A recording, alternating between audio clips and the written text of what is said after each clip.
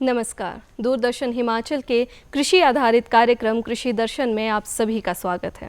दर्शकों, हिमाचल को सेब राज्य के नाम से जाना जाता है।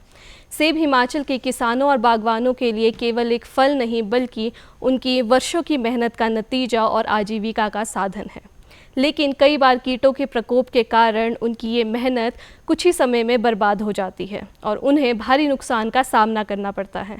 इसीलिए आज के कार्यक्रम में हम बात करने वाले हैं सेब में जड़ छेदक कीट की समस्या एवं समाधान के बारे में।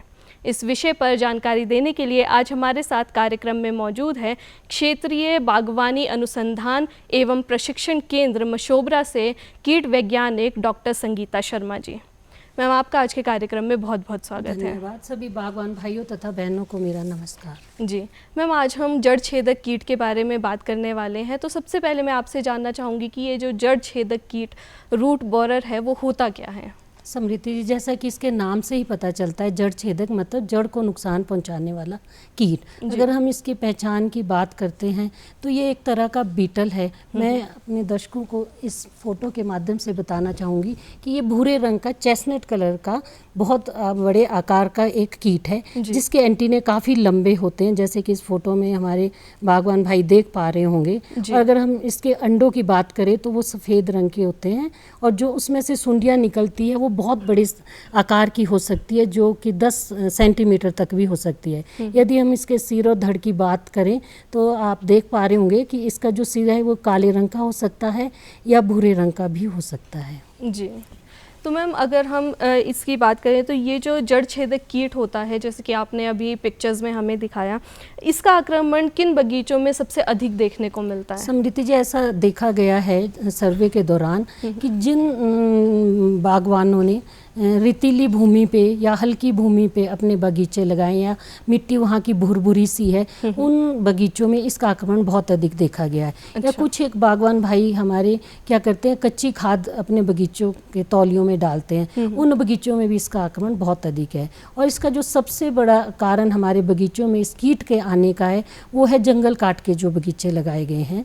या जंगल काटने के बाद उन बगीचों में जो उसकी जड़ें थी जंगली पौधों की वो रह गई, उसमें भी इस कीड़े का अटैक हुआ। और जब हमने उसमें बाद में सेब का बगीचा लगाया तो उसने सेब के बगीचों की जड़ें खानी शुरू कर दी। या अगर जंगल काट के बगीचा नहीं लगाया है या आपका बगीचा जंगल के नज़दीक है तो वहाँ पे भी इसका अधिक प्रकोप देखा गया है। या नज़दीक में अगर जंगली पौधे या झाड़ियाँ हैं तो वहाँ भी सेब के बगीचे अगर नज़दीक में हैं तो वहाँ भी इस कीट का अधिक प्रकोप देखा गया है। जी, या तो जंगल के नज़दीक हो या तो भुरभुरी मिट्टी, अगर किसी ने कच्ची खाद उसमें डाली हो तो वहाँ ज़्यादा देखने को रीज़न है इसके प्रकोप के बढ़ने के। जी, तो मैम जैसे हम सेब की बात कर रहे हैं, आज हम सेब की ही बात करने वाले हैं कि जड़ छेदक सेब में जो समस्या दिखाता है, क्या ये जो जड़ छेदक कीट है वो किसी और पौधों में या किसी और फल के पौधे में या पेड़ में भी इसका प्रकोप देखने को मिलता है? जी बिल्कुल, क्योंकि जैसा कि हम जानते हैं कि अब जो हमारा किसान है वो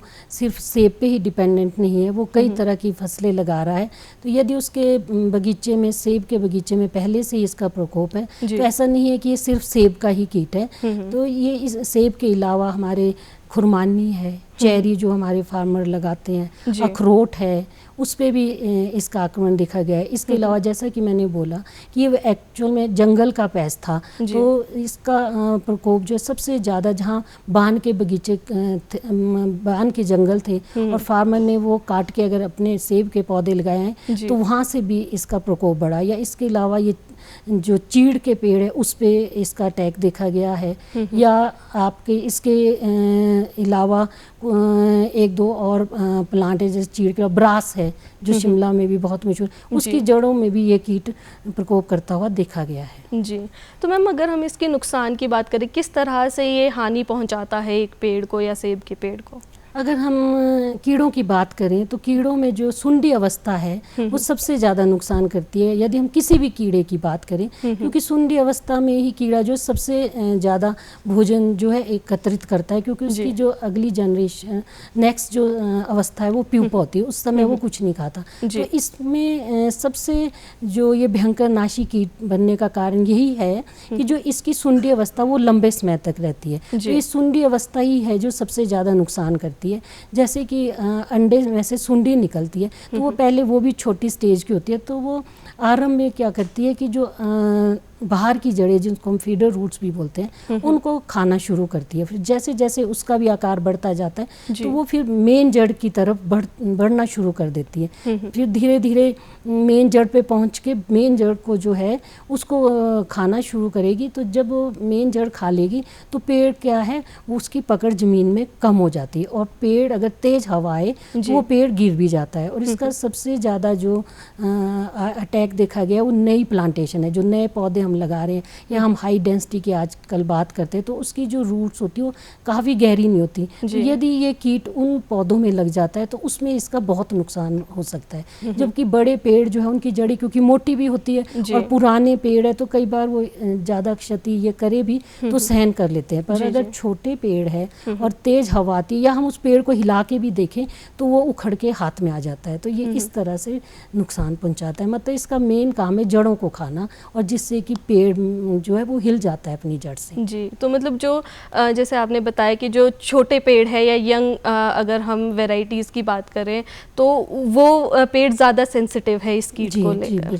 जी, तो मैम ये जो कीट है वो किस तरह से पौधों को नुकसान पहुंचाता है, कितना नुकसान इससे देखने को मिलता है? क्योंकि अगर हम इसके लक्षणों की बात करें, किस तरह से इसके लक्षण देखने को मिलेंगे? जैसे आपने बताया कि जो ये कीट है वो जड़ों को खाना शुरू करता है, तो किसान कैसे इसको पहचाने कि इस कीट का प्रकोप उनको देखने को मिल रहा है? समृति जी, जैसे कि हमने बात की कि ये कीट जड़ का है, तो मतलब हमारा दुश्मन जो है वो जड़ में छुपा है। तो मेन है कि फार्मर इसके लक्षण ऊपर कैसे पहचाने, ज़मीन के ऊपर के हिस्से में। तो मैं कुछ बताना चाहूँगी कि जहाँ पे आपका बगीचा बोरर से ग्रसित है तो फार्मर रेगुलर सर्वे अपने फील्ड का करते रहे। तो यदि उनको लगता है कि जो तना है उसमें अगर दरारें पड़ गई है, मान लो वो जो दरारें होगी वो खुले मुंह की होगी, मछली के आकार की हम उसको बोलते हैं, इस तरह की। एक तो सीधी दरारें होती है, ये होगी मछली की तरह। अगर इस तरह का तना जो है मेन उसमें अगर ऐसी दरारें दिखे तो इसका मतलब आपके रूट बोरर का अटैक हो सकता है। दूसरा लक्षण है कि अगर आपको लगता है कि जो आपका पेड़ है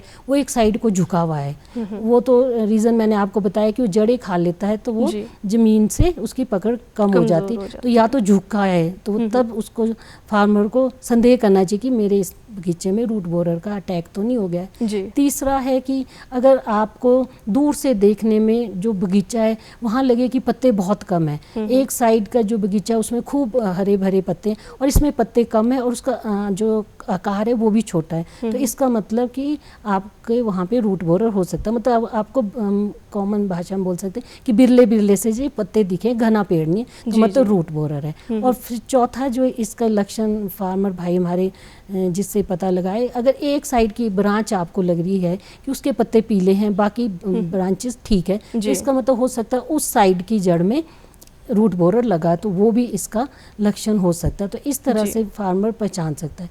दूसरा क्या होगा, अगर हम इस ग्रसित पेड़ को देखें तो उसकी ऊपर की जो टहनियाँ होगी वो कमज़ोर हो जाएगी और वो सूखने लग जाएगी। क्यों? क्योंकि उसकी जड़ हिल गई है, प्रॉपर न्यूट्रिशन उसको जा नहीं रहा है। या उसके अलावा क्या होगा कि उस पेड़ में जो है आपके फल भी कम लगते हैं और धीरे धीरे जो वो पेड़ है उसकी बढ़ोतरी ही रुक जाती है। और इस तरह से ये 2-3 साल अगर यही क्रम चलता रहा तो जो आपका बगीचा वो बिल्कुल ख़त्म होने की स्थिति पे आ जाता है। जी, और जैसे कि हम देखते भी है कि जो सेब का पौधा होता है उसको वैसे भी फल देने में काफ़ी समय लग जाता है, एक लंबा प्रोसेस है इसका। तो अगर ये कीड़ा है वो ख़त्म कर देता है बगीचे को तो फिर बहुत ज़्यादा नुकसान किसानों को देखने को मिलेगा। प्लांट की मेन चीज़ है, अगर जड़ ही उखड़ गई तो प्लांट को पोषक तत्व तो नहीं मिल पाते। जी बिल्कुल। तो मैम अगर हम इस कीट के जीवन चक्र की बात करें वो किस तरह का रहता है? जी, ये आपने बहुत महत्वपूर्ण क्वेश्चन पूछा, क्योंकि फार्मर को पता होना चाहिए कि मेरे बगीचे में जो कीट है वो किस समय आएगा और हमने इसकी रोकथाम कब करनी।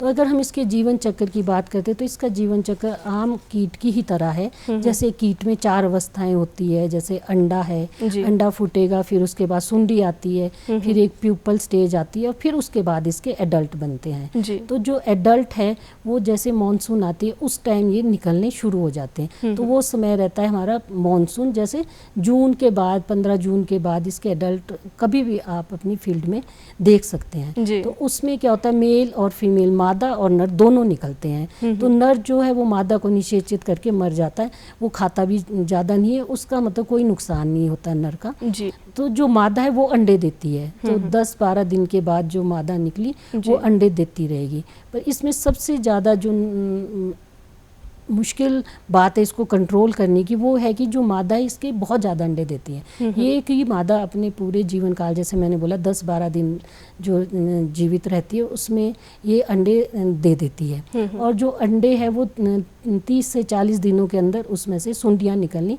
शुरू हो जाती है। तो जो सुंडियाँ है उनकी भी अलग अलग अवस्थाएं होती है, कोई छोटी है फिर बड़ी बड़ी होती होती ये 3 से 3.5 साल तक जड़ों में सुंडी अवस्था में रहते। अच्छा। यही इसका सबसे बड़ा रीज़न है नुकसान का, क्योंकि सुंडी अवस्था ही इसकी सबसे हानिकारक है, जिसमें क्या होता है कि स्टार्टिंग में जो है ये नई जड़ें ढूंढती है, फिर जब ये बड़ा हो जाता है इसके साइज तो ये मेन जड़ की तरफ चली जाती है। फिर उसके बाद क्या होता है कि ये प्यूपल अवस्था में आती है, जिसको हम सुप्त अवस्था भी बोलते हैं। इस अवस्था में ये कुछ नहीं खाते। इस अवस्था में इसमें पूरी अंदर की डेवलपमेंट होती रहती है, क्योंकि उसने वयस्क बनना है। फिर क्या होता है, जैसे मैंने अभी बताया कि मानसून आएगी तो ये वयस्क जो है मई के बाद जून मतलब फर्स्ट शार के साथ ही बाहर निकलने शुरू हो जाएंगे। फिर ये अंडे देंगे, सुंडियाँ निकलेगी, जड़ को खाएंगे और ये क्रम फिर इस तरह से चलता रहेगा। ये साइकिल चलता ही रहता है। जी।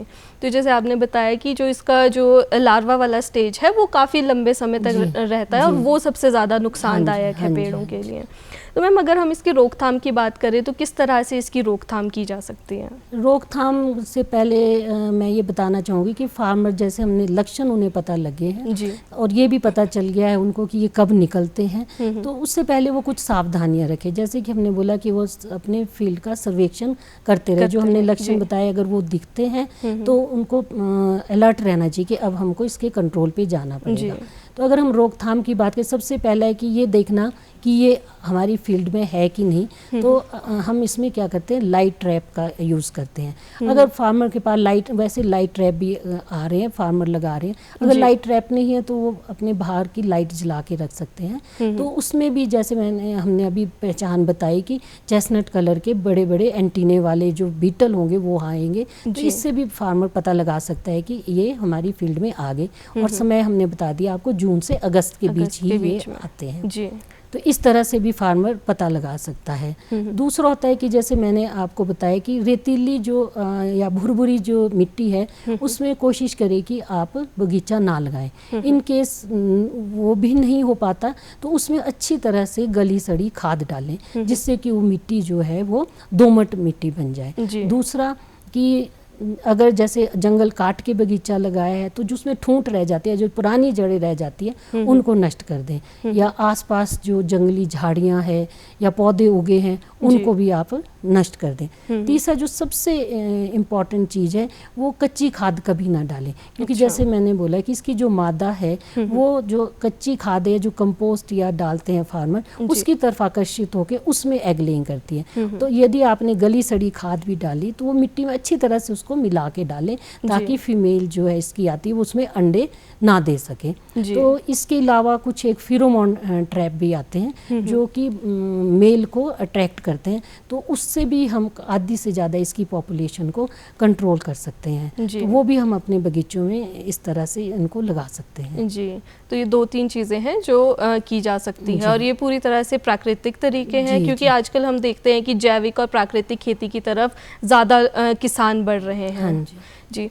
तो मैम अगर हम इसमें कीटनाशकों की बात करें, अगर इसका प्रकोप बहुत ज़्यादा देखने को मिल जाए खेतों में, क्योंकि कई बार होता है कि किसान को निगरानी नहीं रख पाते हैं या फिर वो बहुत बाद में उनको जब प्रकोप बहुत बढ़ जाता है तब वो देख पाते हैं कि काफ़ी नुकसान हो रहा है, तो उस टाइम पे अगर कीटनाशकों का प्रयोग किया जाए तो किस तरह से करना चाहिए और उसकी विधि क्या होगी उनको डालने की? जी समिति जी, और एक चीज़ इसमें और फार्मर ध्यान रखे कि जहाँ पे उनको लग रहा है कि बोरर का अटैक है तो जब वो तौलिए बनाते तो उनको साफ रखें, और जो तौलिए में 1 मीटर का जो रेडियस है उसमें उस जमीन को टाइट रखें। उसका ये रीज़न होगा कि जो हमारा बोरर है वो मेन जड़ पे ना जाए। अगर वो बाहर की जो जड़ें उनको खा ले पर प्लांट टिका रहता है, परंतु ये सारी विधियां अपनाने के बावजूद भी कई बार कंट्रोल नहीं होता। तो जैसे आजकल का समय है जब सैफ फ्लो नहीं हो रहा है तो आप उसकी जड़ें खोल के देख सकते हैं और उसमें से भी आप जो ये लार्वे हैं जिनको हम सुंडियां बोलते हैं उनको एकत्रित कर सकते हैं और एक आप बाल्टी रख लो, उसमें मिट्टी तेल डाल दो या कोई भी कीटनाशक डाल के उसमें इकट्ठे करके आप इस तरह से भी उनको नष्ट कर सकते हैं। परंतु इन सब विधियों से भी कई बार नहीं आपको कंट्रोल मिलता, तो फिर हमको रासायनिक उपचार की तरफ जाना पड़ता है, जिसमें कि एक क्लोरपाइरिफॉस नाम की दवाई आती है, उससे हम ड्रेंचिंग करते हैं। तो यूनिवर्सिटी ने इसकी मात्रा अनुमोदित की हुई है, वो पड़ती है 800 ml एक ड्रम में। और ये उसको हम ये कोशिश करते हैं कि नमी हो, उस पेड़ में नमी हो। अगर नहीं है नमी तो आप एक बाल्टी जिसमें 10-15 लीटर पानी आता है वो पहले डाल दें और फिर आधे घंटे के बाद ही जो मैंने आपको दवाई डाली उसकी मात्रा भी आपकी 10 से 15 लीटर एक पेड़ में जानी चाहिए। इसका कारण ये है कि जो दवाई हो जड़ तक आपके जा सके और आपको पूरा उसका इफेक्ट मिल सके। जी, तो मैम अगर इसके अलावा कोई अगर सलाह आप हमारे किसानों को या बागवानों को देना चाहें, क्योंकि जैसे कि हम देख पा रहे हैं कि जो ये कीट है वो 3 साल का इसका, जैसे आपने बताया कि एक लंबा सफ़र रहता है और ये जड़ों से शुरू होता है, तो किस तरह से इसको रोका जा सके या फिर किस तरह से सावधानियां पहले से ही बरतें? सबसे पहली सावधानी तो ये है कि जब आप नया बगीचा लगा रहे हैं तो जो उसकी मिट्टी है उसको भी आप उपचारित कर लें। जैसे कि जो मैंने इस दवाई का नाम बताया, जब आप गड्ढे बनाते हैं तो आप जो प्लांट लगा रहे हैं उसमें उसको भी उस दवाई में एक डिप दे दें, आधा घंटा उसको उसमें रखें, ताकि अगर कोई भी उसमें कीड़ा है या और भी कीड़े आते हैं, जैसे वुली एफिड का भी बहुत ज़्यादा अटैक रहता है तो वो भी इस दवाई से मर जाता है। क्योंकि जब हम इसकी सिंचाई करते हैं तो इसके साथ साथ हम वुली एफिड का भी कंट्रोल हमको मिल जाता है। तो कम से कम जो 1 फुट की मिट्टी है उसमें को हम इससे उपचारित कर ले, उसमें पौधा लगाने से पहले। और सर्वेक्षण तो फार्मर को करते ही रहना चाहिए। अगर ऐसे लक्षण मिलते हैं तो जो हमने उपाय बताए वो कर सकते हैं। दूसरा फार्मर क्या है, जो हमने मात्रा बताई, जो यूनिवर्सिटी ने रिकमेंड की है या सिफारिश की, उतनी ही मात्रा डाले। क्योंकि कई बार क्या होता है, जो हमारे किसान भाई है वो कई बार ज़्यादा दवाई भी डाल देते हैं, तो उससे जड़ों को नुकसान भी हो सकता है। या कई एक हमारी जो माइक्रो ऑर्गेनिज्म है वो भी उनको भी हमारे नुकसान हो सकता है। तो वो यूनिवर्सिटी द्वारा अनुमोदित दवाई ही डालें और उसकी मात्रा सही रखें। क्योंकि कई बार क्या होता है, हम कम दवाई डाल देते हैं या कई बार ज़्यादा डाल देते हैं तो उससे रेजिस्टेंस की प्रॉब्लम आती है, मतलब पेड़ आदी हो जाता है फिर उसको लेने का। फिर कई बार ऐसा होता है कि आपने आरंभ में बहुत हाई डोज डाल दी तो जो यूनिवर्सिटी ने रिकमेंड की उस पर वो असर नहीं करता। तो कई बार किसान जो है हमारा तो उत्साहित हो जाता है, उसको लगता है कि ये जो केमिकल जो या कीटनाशक मैंने डाला इसने असर नहीं किया। कई बार प्रॉपर तरीका नहीं होता उसमें डालने का, तो उसमें अगर आपने वो कीटनाशक डालना तो आप झब्बल से छेद भी कर सकते हैं। जो आपका तौलिया है तो उसमें कटोरे टाइप से बना के, ताकि उसमें ज़्यादा समय तक वो दवाई रहे और नीचे जड़ों तक जाए और कंप्लीट उपचार मिल सके। जी, तो मैम ये कितने समय में, क्योंकि अगर हमारे पास लास्ट ऑप्शन रसायन या कीटनाशक डालना ही है तो कितने समय बाद हमें, या फिर कितना हमें इंटरवल रखना चाहिए बीच में? समृति जी, जैसे कि मैंने आपको बताया एक और कीड़ा जैसे वुली एफिड है तो वो सर्दियों में वो भी जड़ की तरफ जाता है। तो हम सोचते हैं कि हम कम से कम रसायनों का प्रयोग करें और ज़्यादा से ज़्यादा कीड़ों का उपचार कर सकें। तो जैसे कि मैंने बोला आपको कि इसमें नमी की भी ज़रूरत होती है ताकि दवाई असर करे। तो आपको पता है जैसे बरसातें उस टाइम अगस्त के बाद जब नमी है आप उसके बाद इसकी सिंचाई कर सकते हैं। या फिर आगे जब वुली या फिर अप्रैल मई में होगा उसका भी कंट्रोल होगा, और रूट वॉर या अप्रैल मई में, मतलब बहुत ज़्यादा आपको करने की ज़रूरत नहीं है क्योंकि वो जड़ में उससे बाहर तो वो निकल नहीं रहा, उसने उसका कंट्रोल वहीं दे के वो मर जाता है। या फिर कई बार ऐसा भी होता है अगर आपके पास नमी है, अगर आपने नहीं रसायन का प्रयोग करना तो एक मेटाराइजम नाम का एक फफूंद भी आती है, तो वो कमर्शियल भी है और हमारे जो कीट विज्ञान विभाग है नॉन यूनिवर्सिटी का वो भी फार्मर्स को उपलब्ध करा रहा है जो प्राकृतिक खेती कर रहे हैं, तो वो वहाँ से भी ले सकते हैं।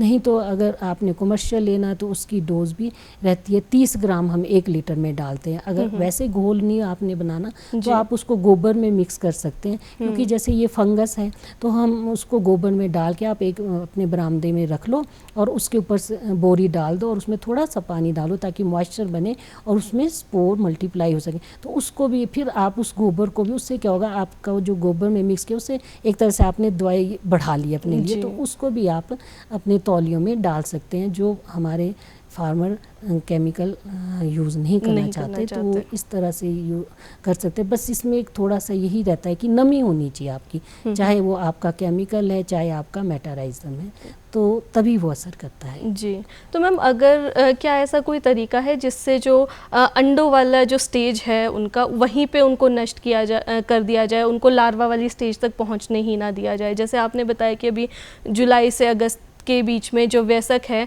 जो अडल्ट है, वो बाहर निकलने लग जाते हैं, जो दिखने को मिलते हैं, तो क्या ऐसा कोई तरीका है? जैसे कि मैंने बोला कि इसमें सबसे बड़ी बात है सावधानी ही रखना। एक तो जो आपका तौलिया है उसमें आपने खरपतवार नहीं उगने देनी, क्योंकि जो इसका कीट है, जो वयस्क है, वो दिन भर उसी घास में छुपा रहता है, तो वहीं छुप के जो उसकी मादा वो वहीं अंडे देती है। अगर आपने अपने तौलिए साफ रखे तो उसको जगह नहीं मिलती छुपने की, तो ऐसा। और ऊपर से क्या होगा, कोई भी जो आपका मित्र कीट है या तो वो उसको खा लेगा, या अगर तेज धूप पड़ रही है तो वो वैसे ही खत्म हो जाते हैं।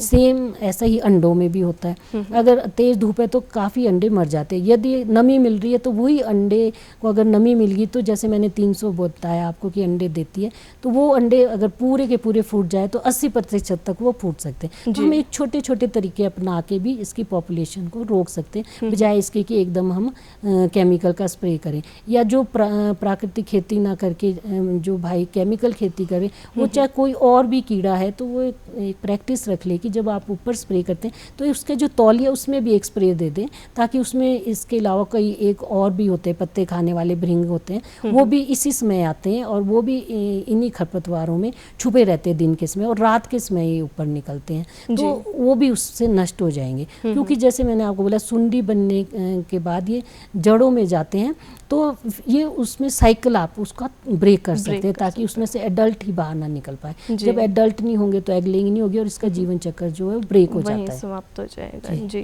तो मैम अगर हमारे जो किसान भाई बहन है, अगर उनका इस विषय से संबंधित कोई प्रश्न हो या वो आपसे कांटेक्ट करना चाहें तो वो किस तरह से कर सकते हैं, या इसके बारे में और जानकारी लेना चाहें?